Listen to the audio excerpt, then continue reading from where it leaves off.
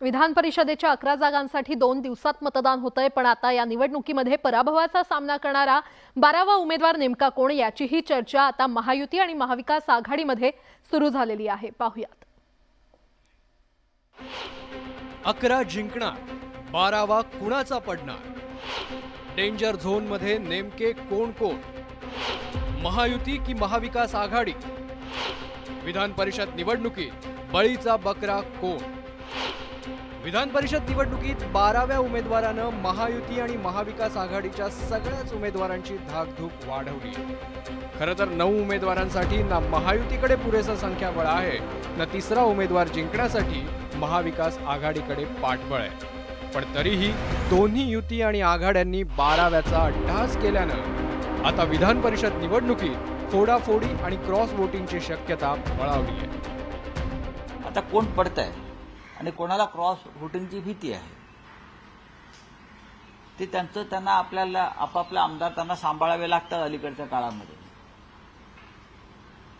पण cross voting होण्याची भीती सगळ्यात जास्त माझ्या माहितीप्रमाणे सत्ताधारी पक्षाला।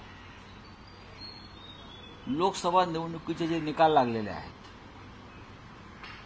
ते पाहता महायुती म्हणून जो काय प्रकार आहे तो पूर्णपणे पराभूत झाल्यामुळे अनेक आमदारांना आपल्या भविष्याची चिंता वाटते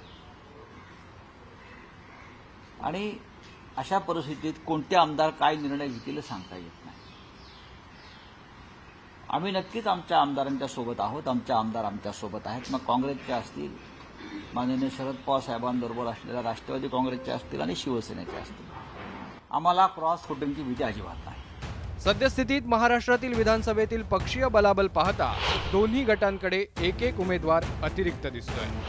महायुतीत भाजपचे 103 आमदार आणि 7 अपक्ष असे 110 आमदार होतात।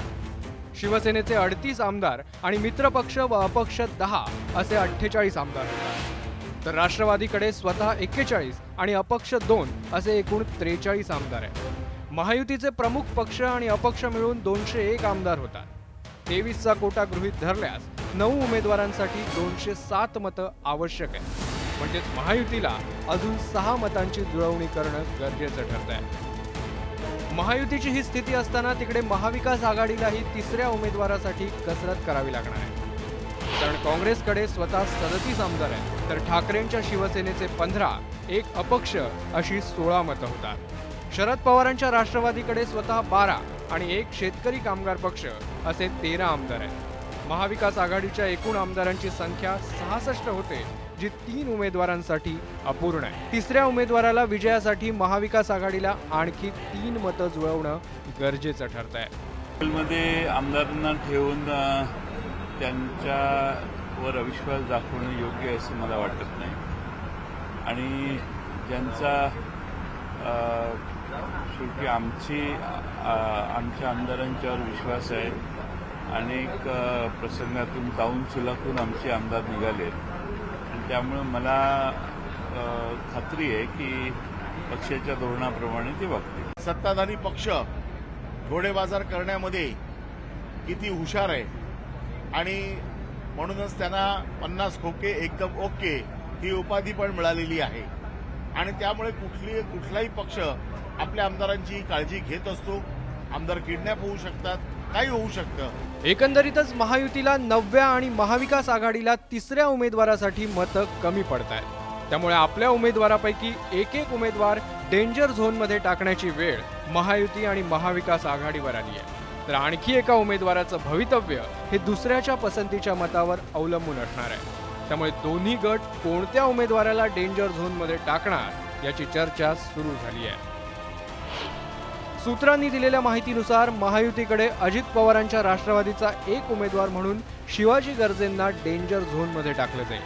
त्यासोबतच भाजपचे 5वे उमेदवार म्हणून सदाभाऊ खोत देखील डेंजर झोनमध्ये येत आहेत। तर इकडे महाविकास आघाडीतून शेतकरी कामगार पक्षाचे जयंत पाटील हे डेंजर झोनमध्ये राहतील।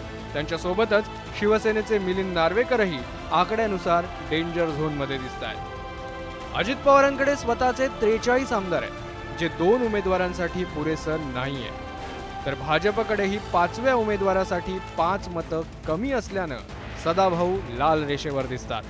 तर जयंत पाटलांसाठी पवारांनी 13 आमदारांसह बळ लावलं असलं तरी तेही कमी पडणार आहे. मिलिंद नार्वेकरांसाठी केवळ शिवसेनेच्या 16 आमदारांचं बळ पुरेसं ठरणार नाही. अशा परिस्थितीत राष्ट्रवादीच्या गरजेंना मित्रपक्षांच्या दुसऱ्या पसंतीवर अवलंबून राहावं लागेल. तर सदाभाऊ खोत यांचीही मदार फडणवीसांच्या रणनीतीवर असणार आहे. तर जयंत पाटलांना काँग्रेसची अतिरिक्त मतं आणि पवारांच्या खेळीनं होणाऱ्या क्रॉस वोटिंगवर अवलंबून राहावं लागेल. मिलिंद नार्वेकरांचं यशही पूर्णपणे वैयक्तिक संबंध आणि महायुतीच्या गुप्त मदतीवर अवलंबून राहील. आमदारांनी असा दावा केलेला आहे की जयंत पाटलांचा विकेट जाईल. आता मला असं वाटतं उद्याचा दिवसच बाकी आहे. उद्याच समजेल कोणाचा विकेट जाणार आहे. त्यामुळे घोडेबाजार करणारी जी मानसिकतेची लोक आहेत, सत्तेमध्ये बसलेली आहेत, त्या लोकांच्या अशाच भूमिका आपल्याला बाजूला पाहायला मिळतील आहे. त्याच्यामुळे आज त्याच्यावरची चर्चा करणं बरोबर नाही. शिंदे गटाकडून एक दावा केला जातोय की शेकापचे जयंत पाटील यांची उद्या विकेट जाईल. निवडणूक आहे, निवडणुकीच्या प्रचाराचा भाग आहे. बघू आपण काय होतं ते. विधान परिषद निवडणुकीत आपल्या उमेदवारांना निवडून आणण्यासाठी सगळ्याच पक्षांनी फिल्डिंग लावली आहे. विशेषतः अजित पवारांची राष्ट्रवादी आणि शरद पवारांनी पाठिंबा दिलेल्या शेतकरी कामगार पक्षाकडे आमदारांची संख्या अपुरी आहे. याचवेळी ठाकरेंच्या सेनेचे मिलिंद नार्वेकर आणि फडणवीसांवर अवलंबून असलेल्या सदाभाऊ खोत यांनाही अतिरिक्त मतांची गरज आहे. आपला कोटा पूर्ण करण्यासाठी या चारही उमेदवारांना साहजिकच इतर पक्षांच्या आमदारांच्या मतांची बेगमी करावी लागणार आहे. त्यामुळे मतांच्या या साठमारीत कोण बाजी मारणार आणि कुणाची विकेट पडणार याकडेच आता सगळ्यांचं लक्ष लागलंय. Bureau report, news 18 Lokmat. हे सगळे